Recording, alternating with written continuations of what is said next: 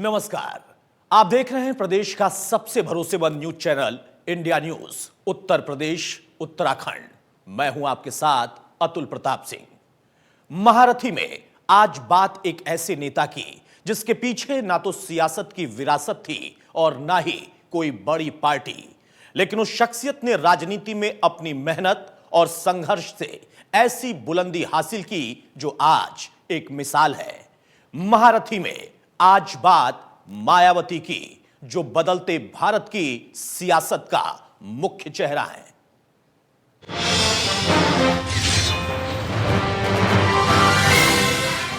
मायावती एक ऐसा नाम जिसने सियासत में अपनी जगह जमीनी संघर्ष से बनाई। मायावती की राजनीति में एंट्री उस दौर में हुई जब महिलाओं का घर से बाहर निकलना भी वर्जित था, लेकिन मायावती अपने घर से बाहर भी निकली और अपने समाज की आवाज भी बनी। समाज से मैं ताल्लुक रखती हूँ। यदि मैं अपने समाज के हितों की बात, उनके हितों को प्रोटेक्ट नहीं कर सकती, उनके जुल्म जाति You can ask for a discussion. What more you want? House में रहने का अधिकार नहीं है ना कि मैं हाउस से सीखा दे रही हूँ।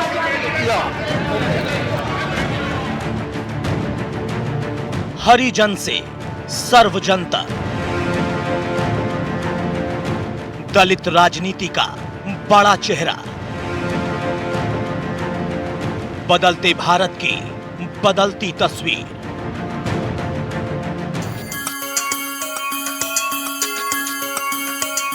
एक लड़की जिसका सपना था कि वो आईएएस बनकर अपने समाज के लोगों का भला कर सके।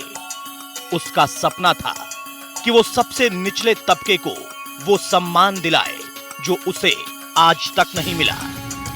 आज बात एक ऐसे चेहरे की जिसने शून्य से शिखर तक का सफर तय किया।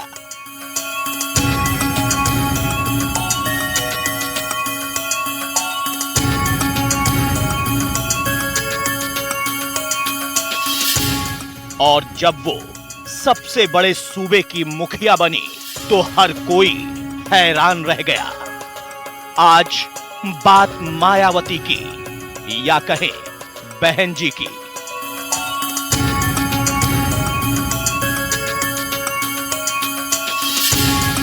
21 साल की एक लड़की जिसकी आंखों में अनेक सपने थे, जिसकी सोच और समझ का हर कोई कायल था।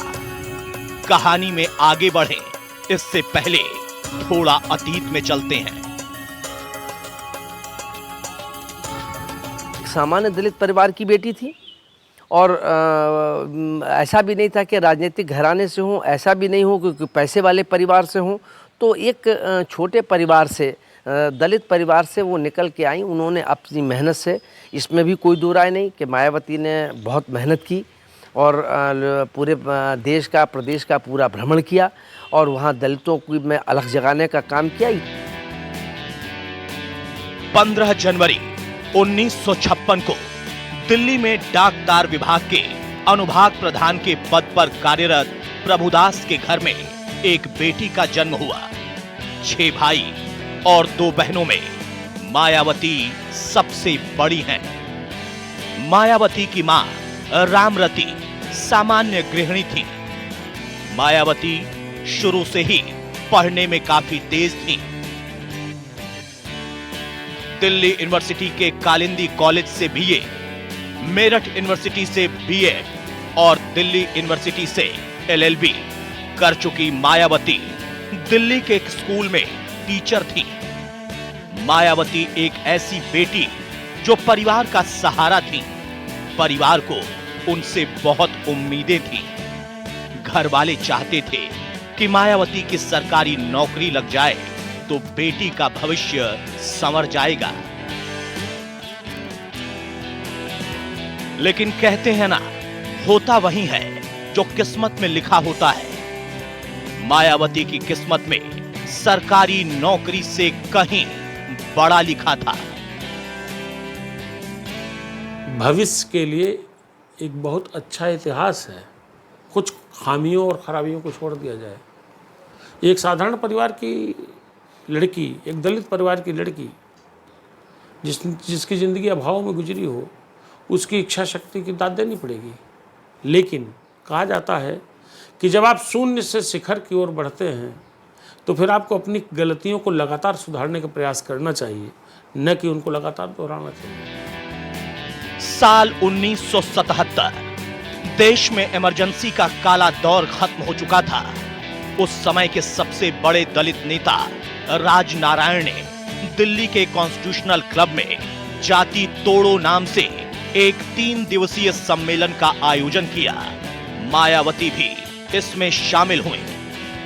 राजनारायण मंच से बार बार हरिजन शब्द बोलकर दलितों की आवाज बुलंद कर रहे थे। कार्यक्रम के आखिरी में मायावती को भी बोलने का मौका मिला। 21 साल की मायावती जब मंच से बोली तो उनके निशाने पर थे राजनारायण। मायावती ने राजनारायण के हरिजन शब्द के इस्तेमाल पर ही तीखा प्रहार किया। कहा, एक तरफ तो आप जाति तोड़ने की बात कह रहे हैं और दूसरी तरफ आप ही इस शब्द का इस्तेमाल कर रहे हैं। यह शब्द ही दलितों में हीनता का भाव जगाता है। फिर क्या था, राजनारायण के खिलाफ नारेबाजी होने लगी। ये वो दिन था जब देश की एक बेटी ने अपने समुदाय की आवाज अपनों के बीच बुलंद कर दी थी। काशीराम जी के संपर्क में आने के कारण वो इस इशू को लेके, दलितों के इशू को लेके वो पूरी तरीके से वो दलितों के संघर्ष में और बामसेफ में वो शामिल हो गई। यहाँ से उन्होंने शुरुआत करी और वो उन्होंने पढ़ाई करने, हालांकि उनके पिताजी, ये भी बात सामने रही या चर्चा में रही कि उनके पिताजी या उनके परिवार के लोग राजनीति से न जाने का परहेज करते थे। एक शाम मायावती अपने घर में आईएएस की तैयारी कर रही थी। तभी दरवाजे पर दस्तक होती है। जब गेट खुलता है तो पूरा परिवार चौंक जाता है। आज प्रभुदास के दरवाजे पर खड़े थे उस वक्त दलितों के बड़े नेता और बामसेफ के मुखिया कांशीराम। कांशीराम घर में दाखिल होते हैं और सीधे मायावती से मुखातिब होते हैं। कांशीराम ने सीधे पूछा कि पढ़कर क्या बनना चाहती हो? तो मायावती का जवाब था, आईएएस बनकर अपने समाज की सेवा करना चाहती हूं।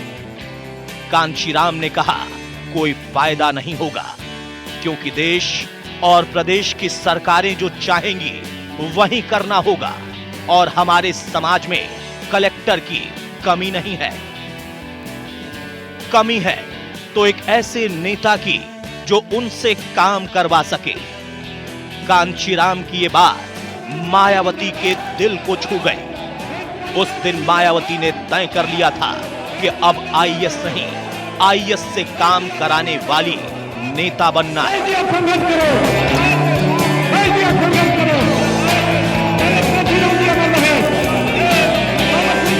बामसेफ ऐसा संगठन था जो कांशीराम ने दलित चेतना को उभार देने के लिए, जो गैर राजनीतिक लोग हैं, जो सरकारी अधिकारी कर्मचारी हैं, इनका एक संगठन बनाया था।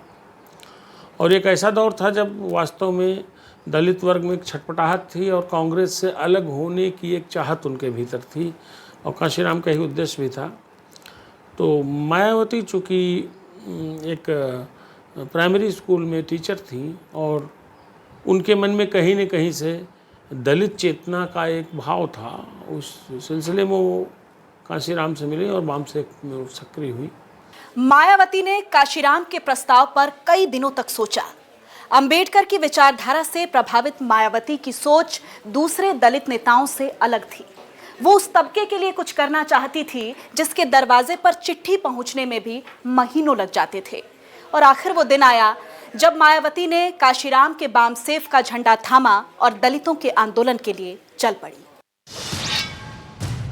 मायावती उस दौर में दलित आंदोलन का हिस्सा बनी जब देश में उस तबके के दरवाजे पर चिट्ठी पहुंचने में महीनों लग जाते थे। ये वो दौर था जब दलित और अगड़ों के बीच में भेदभाव, ऊंच नीच की एक बड़ी खाई थी। मायावती ने उस खाई को खत्म करने और दलितों को सम्मान से जीने का अधिकार दिलाने के लिए घर घर जाकर संघर्ष किया। मायावती की बाम सेफ में एंट्री, दलितों की नई नेता मायावती। बाम सेफ का यूपी में चेहरा मायावती। मायावती के बाम सेफ में शामिल होने के साथ ही संगठन में एक नई जान आ गई। कांशीराम के लिए मायावती क्यों जरूरी थी, ये जानना भी जरूरी है। कांशीराम सरकारी नौकरी छोड़कर दलित आंदोलन में आए थे। पंजाब के रहने वाले कांशीराम यूपी में संगठन को खड़ा करना चाहते थे। उस बाम सेफ के पास यूपी में कोई ऐसा चेहरा नहीं था जिस पर भविष्य में सियासी दांव लगाया जा सके। यही वजह है कि कांशीराम मायावती को बाम सेफ में लाकर संगठन को नई ताकत देना चाहते थे। मायावती ने दिल्ली की गलियों में दलितों के जीवन स्तर की जो दुर्दशा देखी और उन्होंने स्वयं जीवन में जो भोगा, उससे उनके भीतर एक ज़ील पैदा हुई, एक ऐसी उत्कंठा पैदा हुई जहां उनको लगता था कि दलितों की बात कायदे से इंडिपेंडेंटली उठा करके, स्वतंत्र रूप से उठा करके इसको एक बड़े फलक पर लाया जा सकता है। दलितों के बड़े बड़े नेता थे, लेकिन दलितों के नेता कुछ पर्टिकुलर पार्टी से जुड़े हुए थे, इसीलिए तो मायावती ने उस पार्टी से कोई ताल्लुक नहीं रखा। और हुआ भी कुछ ऐसा ही। मायावती ने जब बाम सेफ का झंडा थामा, ये वो दौर था जब उत्तर भारत में बाबू जगजीवन राम, रामविलास पासवान सरीखे नेता अपनी जड़ें जमा चुके थे। इन सब के बीच से मायावती एक अंतर्मुखी और जुझारू महिला के रूप में राजनीति में उभर कर सामने आई। मायावती को नेता बनाने वाले कांशीराम लिख चुके हैं कि मायावती आज सख्त दिखती हैं, तो उसका कारण शुरुआती दिनों में हुआ उनका चौतरफा विरोध है। दलित की बेटी को राजनीति में आने से हर किसी ने रोकने की कोशिश की, मगर वह अपने इरादों की मजबूत थी और आज उसका लोहा हर कोई मानता है। मायावती जब कांशीराम के संगठन से जुड़ी तो पिता प्रभुदास खासे नाराज हुए। पिता प्रभुदास नहीं चाहते थे कि मायावती राजनीति में आए। इसको लेकर मायावती और पिता के बीच में विवाद होता रहा। फिर एक दिन वो हुआ जिसका मायावती को बहुत पहले से अंदेशा था। माया ने घर छोड़ दिया। कांशीराम जी ने पूरे देश के दौरे किए और उत्तर प्रदेश को उन्होंने केंद्र बिंदु में रखा कि यहाँ से राजनीति बेहतर ढंग से शुरुआत की जा सकती है। यहाँ एक दलितों के प्रति राजनीतिक दलों की जो सोच रही, उसको पूरी तरीके से उन्होंने कैश करने की कोशिश की और वही वजह थी कि वहाँ दलितों को उन्होंने इस बीच में इतना यूनाइट कर लिया कि वो उन्होंने उत्तर प्रदेश की राजनीति में अपनी प्रभावी जीत दर्ज करके बसपा और दलितों को स्थापित करने का काम किया। 14 अप्रैल 1984 यह वो तारीख थी जब बहुजन समाज की राजनीति में यकीन रखने वाले करिश्माई नेता कांशीराम ने बीएसपी का गठन किया। बीएसपी, बाम सेफ और फिर DS4 नया सियासी चोला था जिसका चुनावी निशान हाथी और जनाधार यूपी था। बीएसपी की स्थापना से पहले कांशीराम ने दबे कुचले लोगों का हाल जानने के लिए पूरे भारत की यात्रा की। इस दौरान मायावती कांशीराम के साथ हर वक्त मौजूद रही। मायावती से कांशीराम का निजी लगाव था, उनमें एक बड़ी प्रतिभा देखी उन्होंने। और वो ऐसा दौर था जब दलित नेता तो बहुत थे, लेकिन दलितों की बात करने वाली महिलाएं बड़ी कम थीं। ये कांशीराम की दृष्टि से, और इसमें कोई शक नहीं कि जब राजनीतिक फ्रंट पर आए कांसीराम और उन्होंने दलितों को एकजुट करने की बात की, तो उन्होंने हमेशा मायावती को तवज्जो दी। सवर्ण राजनीति की धुर विरोधी मायावती ने दलितों के बीच अपनी अलग पहचान बनाई। मंचों से मायावती ने अगड़ी जातियों पर तीखे प्रहार किए। प्रधानमंत्री इंदिरा गांधी की हत्या के बाद साल 1984 के आम चुनाव हुए तो राजीव गांधी के नेतृत्व में कांग्रेस ने रिकॉर्ड 400 से ज्यादा सीटें जीती। मायावती पहली बार कैराना से मैदान में उतरी और 44,000 वोटों के साथ तीसरे नंबर पर रही। वहीं 1985 में बिजनौर में उपचुनाव हुआ। मायावती मैदान में उतरी, लेकिन यहां पर भी उन्हें हार का मुंह देखना पड़ा।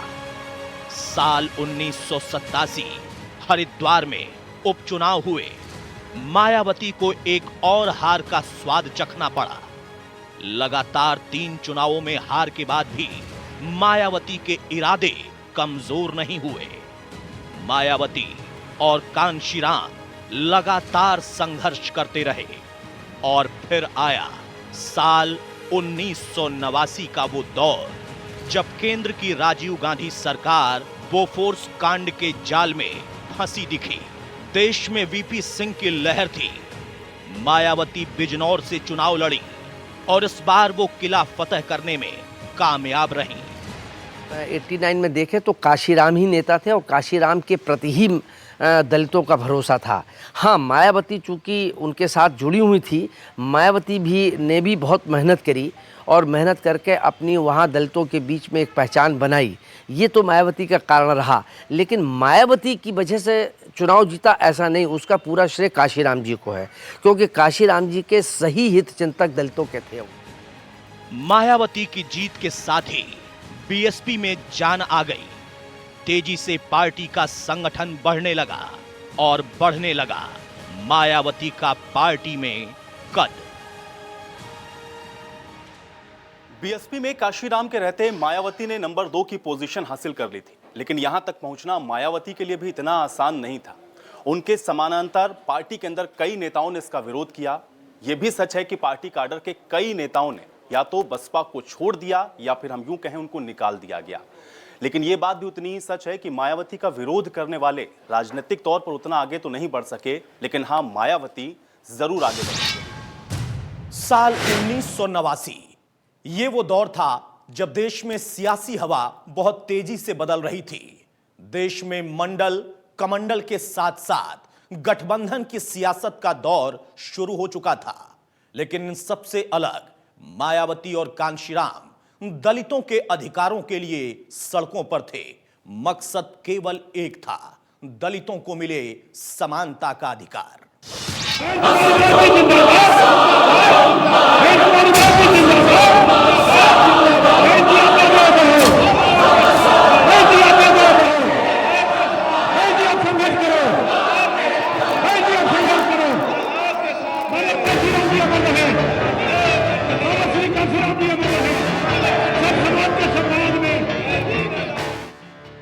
बीएसपी का चेहरा मायावती, दलितों की आवाज मायावती, कांशीराम की नई सोच मायावती।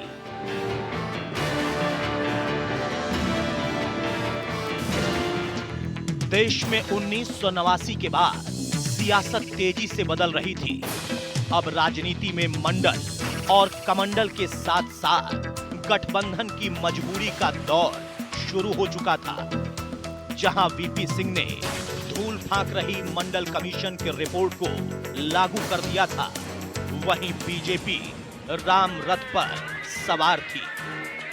मायावती इस दौर में दलितों को उनके वोट की ताकत का एहसास करा रही थी और धीरे धीरे पश्चिम यूपी से बीएसपी की जड़ें फैला रही थी।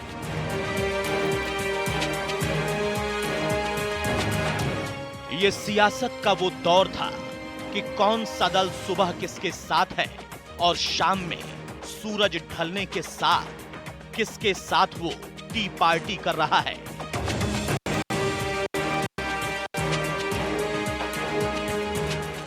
साल 1991 में बीजेपी राम रथ पर सवार यूपी में प्रचंड बहुमत के साथ सरकार बना चुकी थी और पार्टी ने कल्याण सिंह के हाथों में यूपी की सत्ता सौंप दी थी, जो उस वक्त किसानों और पिछड़ों के बड़े नेता बनकर निकले। काशीराम की सियासी भूल तो नहीं मानता, ये काशीराम साहब की राजनीतिक चतुराई थी कि सत्ता में कैसे हम अपनी पहचान बनाएं, कैसे अपनी धमक बनाएं, और उस नाते उन्होंने मुलायम सिंह जी से समझौता किया। और उसकी उस समय की तत्कालीन परिस्थितियां ऐसी थी कि इनको ठौर नहीं और उनको और नहीं, जो राजनीतिक मजबूरियां थी। राजनीतिक मजबूरियों के चलते समाजवादी पार्टी ने भी काशीराम जी से बातचीत करके बसपा का साथ लिया। इधर मुलायम सिंह जी के पास पिछड़ा वोट बैंक था, काशीराम जी के पास दलित वोट बैंक था। तो इसको जोड़कर, और ये बात तब भी कही गई थी कि ये गठबंधन जो है वो देश की राजनीतिक दिशा और दशा को बदलने का काम करेगा। 6 दिसंबर 1992 को अयोध्या में विवादित ढांचा गिराए जाने के बाद तत्कालीन केंद्र की कांग्रेस सरकार ने कल्याण सिंह समेत बीजेपी शासित 4 राज्यों की सरकारों को बर्खास्त कर दिया। प्रदेश चुनाव के मुहाने पर खड़ा था।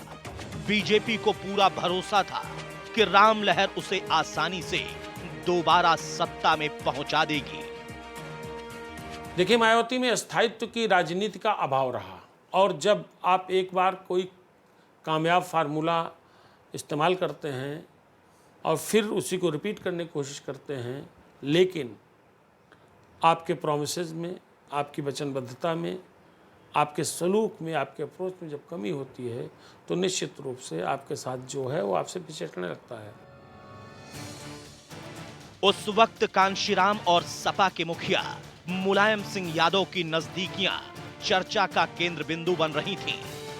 यही वो मौका था जो मायावती और कांशीराम को एक सुनहरा मौका दे गया, जब यूपी में बीएसपी और नई बनी मुलायम सिंह की समाजवादी पार्टी ने पहली बार चुनावी गठबंधन किया और बीजेपी के सामने मैदान में उतरी।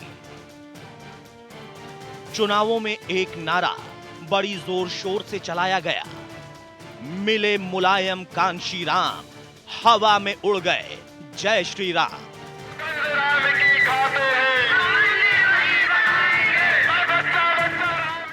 नतीजा भी कुछ ऐसा ही हुआ।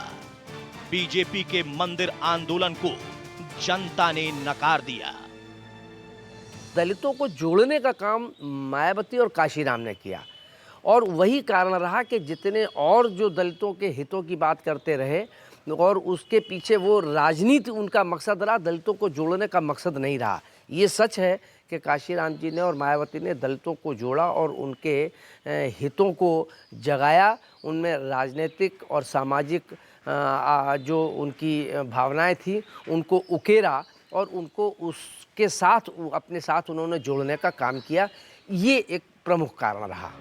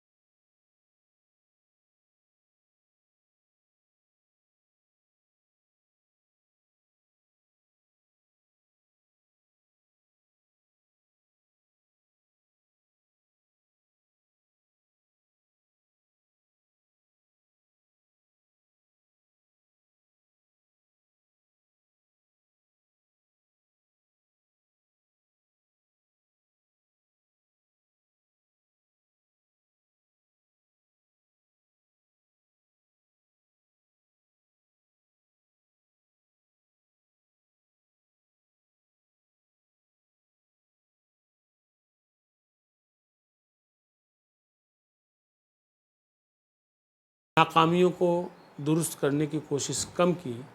नतीजा यह है कि जो कुछ उन्हें मिला उससे अधिक मिलने की प्रत्याशा थी, उसके अवसर कम हैं। ऐसे में मैं मानता हूँ कि मायावती को अतीत की गलतियों से निरंतर सीख लेकर उसको सुधारने का प्रयास करना चाहिए था, क्योंकि शून्य से शिखर तक के फलक की यात्रा उन्होंने की, अपने परिश्रम से की, लेकिन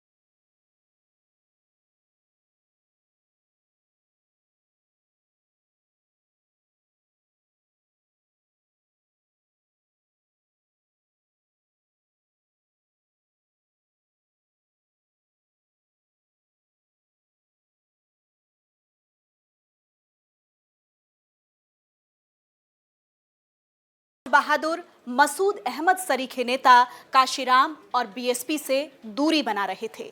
ये वो दौर था जब मंडल और कमंडल की सियासत चरम पर थी। बीजेपी राम रथ पर सवार होकर राम नाम का गुणगान कर रही थी, तो वहीं बीएसपी का जनाधार तेजी के साथ बढ़ रहा था, जिसकी वजह थी मायावती, जो दलितों के लिए संघर्ष कर रही थी।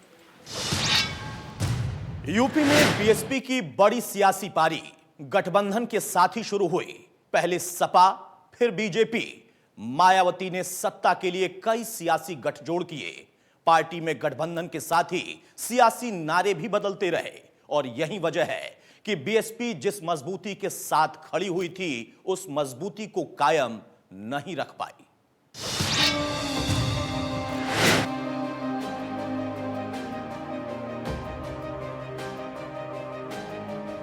दलित राजनीति का नया उदय, बीएसपी का चेहरा बहन मायावती, बदला नारा, बदली सियासत। साल 1995 से लेकर 2003 तक मायावती बीजेपी के साथ गठबंधन करके 3 बार मुख्यमंत्री बन चुकी थीं। मायावती ने अपनी पहचान एक तेज तर्रार नेता की बनाई। क्या अफसर, क्या नेता, सब माया के नाम से खौफ खाते थे। मायावती के इसी अंदाज ने उन्हें मायावती से बहन जी बना दिया। मायावती ने माफिया और बाहुबलियों पर नकेल लगाने में कोशिश भी की।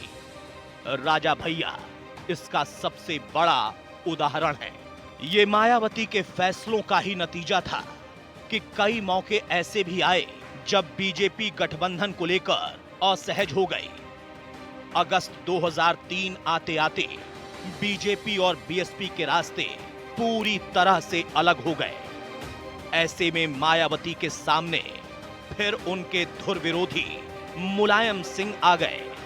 मुलायम सिंह ने बीएसपी के 13 विधायक तोड़कर एक बार फिर यूपी में सरकार बना ली। मामला हाई कोर्ट से होता हुआ सुप्रीम कोर्ट पहुंचा, तो कोर्ट ने विधायकों की सदस्यता खत्म कर दी, लेकिन तब तक बहुत देर हो चुकी थी। मुझे लगता है कि मायावती आज़ाद भारत की सबसे बड़ी दलित नेता बनती। उत्तर प्रदेश जैसे बड़े राज्य का 4 बार मुख्यमंत्री बनना मामूली बात नहीं है। तमाम प्रयोग किए, कामयाब प्रयोग किए, लेकिन पैसे के प्रति उनका जो अप्रोच था, या जिसको उनके बगलगीर रहे, बाद में पार्टी से बाहर निकले लोगों ने पैसे के प्रति उनकी लालच बताया, ये शायद उनके लिए बड़ा डैमेजिंग रहा, और उनकी एक छवि जो थी वो छवि खराब हुई। कांशीराम 2001 में पार्टी की कमान मायावती को सौंप चुके थे। लगातार बीमारी के वजह से 9 अक्टूबर 2006 को दिल्ली में उनका निधन हो गया। कांशीराम को लेकर भी मायावती पर कई तरह के आरोप लगाए गए, लेकिन मायावती ने हर आरोप का मुंह तोड़ जवाब दिया। मायावती को जब जब तोड़ने की कोशिश की गई, तब तब मायावती और मजबूत होकर खड़ी हुई। 2007 के विधानसभा चुनाव में पूरे प्रदेश में मायावती के नाम की लहर थी। पार्टी की सोशल इंजीनियरिंग, सर्वजन हिताय, सर्वजन सुखाय के नारे के साथ लोगों के बीच पहुंच थी। 2007 में बीएसपी में जहां मायावती जैसा सशक्त नेतृत्व था, वहीं सतीश चंद्र मिश्रा और नसीमुद्दीन सिद्दीकी जैसे नेता भी थे, जो मायावती के सियासी चाणक्य थे। ये जो मायावती के प्रति दलितों का जो विश्वास जगा था, उन्होंने अपने प्रारंभिक दौर में दलित हितों की बात करी। तो अगर ईमानदारी से देखा जाए तो दलित जो समाज का सबसे पिछड़ा तबका, उपेक्षित है, उसकी दिशा और दशा में तो कोई आमूलचूल परिवर्तन नहीं कर पाई, जबकि ये 4 बार मुख्यमंत्री प्रदेश की बनी। लेकिन दलितों की आर्थिक स्थिति भी वैसी रही, सामाजिक स्थिति भी वैसी रही, लेकिन दलितों के का वो नाम लेके, दलितों के मामले को लेके वो बयानबाजी तो करती रहीं, लेकिन उनकी हालातों को, उनकी जो परिस्थितियाँ थी, उसमें कोई सुधार का कोई ऐसा काम नहीं हुआ कि जिससे दलितों को ये विश्वास जग सके या दलितों में ये भरोसा हो सके कि ये हमारे हितों का संरक्षण कर रही हैं। अपने पहले चुनाव में 9.41% वोट पाने वाली बीएसपी 2007 में 30.43% वोटों के साथ 206 सीटों पर विजयश्री हासिल कर चुकी थी। कभी चढ़ गुंडों की छाती पर मुहर लगा दो हाथी पर, तिलक तराजू और तलवार जैसे नारों को बदलकर हाथी नहीं गणेश है जैसे स्लोगनों से सवर्ण जातियों में भरोसा जमाने में मायावती कामयाब हो चुकी थी। दलित, मुस्लिम, ब्राह्मण गठजोड़ में अति पिछड़ों के तड़के ने मायावती को चौथी बार न केवल मुख्यमंत्री बनाया, बल्कि पूर्ण बहुमत की सरकार चलाने का मौका भी दिया। कई बड़े नेता थे जो बसपा की शुरुआत में थे, जिन्होंने मायावती का विरोध किया, पार्टी के भीतर भी, पार्टी से बाहर जाकर के भी। लेकिन कांशीराम का मायावती के प्रति विश्वास एक बड़ा कारक था, जो बाद में इतने बड़े परिणाम के रूप में सामने आया कि कांशीराम के रहते मायावती 3 बार उत्तर प्रदेश की मुख्यमंत्री बनी। और कांशीराम के अवसान के बाद मायावती ने एक नया फंडा पेश किया, एक नया समीकरण लेकर आई और पहली बार पूर्ण बहुमत की सरकार 2007 में उन्होंने बनाई उत्तर प्रदेश में। 5 सालों तक सत्ता में रहने के बावजूद मायावती अपना जनाधार बचाकर ना रख सकी और साल 2012 में यूपी ने नई सोच और युवा जोश वाले अखिलेश यादव के हाथों में सत्ता की कमान सौंप दी। वहीं 2014 के आम चुनाव में बीएसपी 0 पर पहुंच गई। जिस बीएसपी की 2 साल पहले तक सूबे में सरकार थी, उसका एक भी उम्मीदवार चुनाव नहीं जीत पाया। बीएसपी के नीचे गिरते ग्राफ का सिलसिला 2017 में भी जारी रहा। मायावती पूरी दमखम से मैदान में उतरी, लेकिन बीएसपी 19 सीटों पर सिमट गई। राजनीतिक संभावनाओं का है और राजनीतिक परिस्थितियों का होता है। राजनीतिक परिस्थितियां क्या बनती हैं ये बात अलग है, लेकिन ये बात सही है कि मायावती की स्थिति अब उत्तर प्रदेश की राजनीति में सबसे कमज़ोर स्थिति है। कांग्रेस और बसपा सबसे कमज़ोर स्थिति में है। उसका एक कारण भी है कि उनकी विश्वसनीयता में कमी आई है। वहाँ मुसलमानों का भी उन्होंने जो अभी उन्होंने एक मेरी नज़र में राजनीतिक चूक की, उन्होंने कहा कि मैं सपा को रोकने के लिए मैं भाजपा को भी सहयोग दे सकती हूँ, इससे मुसलमान भी बिदक गया। जो उनका वोट बैंक रहा, बहुत ना रहा हो लेकिन वोट बैंक उनके साथ मुस्लिम समाज जुड़ा रहा, तो उसको भी एक चोट पहुँची। आज मायावती के सामने चुनौतियां पहाड़ जैसी हैं। पार्टी के कई दिग्गज नेता साथ छोड़ चुके हैं। संगठन शून्य पर दिख रहा है। साल 2012 से अब तक मायावती अपने कई दिग्गज नेताओं को खो चुकी हैं। उनके ऊपर आरोप ये भी लगते हैं कि वो पैसे लेकर टिकट को बेचती हैं। आरोप ये भी है कि वो अब दलित की नहीं बल्कि दौलत की बेटी बन चुकी हैं और शायद यही वजह है कि पार्टी के कई बड़े नेता एक के बाद एक मायावती का साथ भी छोड़ चुके हैं। हालांकि ये बात अलग है कि मायावती ने अपने कोर वोट बैंक को पूरी तरह से संभाल कर रखा है। ये बात भी अलग है कि ये कोर वोट बैंक सीटों में तब्दील नहीं हो सका है। अब साल 2019 में गेस्ट हाउस कांड को भुलाकर मायावती ने समाजवादी पार्टी के साथ भी गठबंधन किया। 0 से 10 तक का सफर भी मायावती ने तय तो जरूर किया, लेकिन उसके बाद हार का ठीकरा अखिलेश यादव पर फोड़ते हुए मायावती ने इस गठबंधन को तोड़ भी लिया। अब ऐसे में बड़ा सवाल इस वक्त बहुजन समाजवादी पार्टी के सामने, या फिर हम यूं कहें कि मायावती के सामने यह है कि क्या वो 2022 के चुनावों के अंदर साल 2007 का वो करिश्मा दोबारा से दोहरा पाएंगे। मायावती की पहचान एक सशक्त नेता की है, लेकिन आज बीएसपी शून्य पर खड़ी है, जहां से शिखर बहुत दूर दिखता है। गठबंधन की सियासत में फेल हो चुकी मायावती के सामने चुनौती अपनों से भी है। जो कभी उनका काडर था, आज वो किसी और के साथ खड़ा है।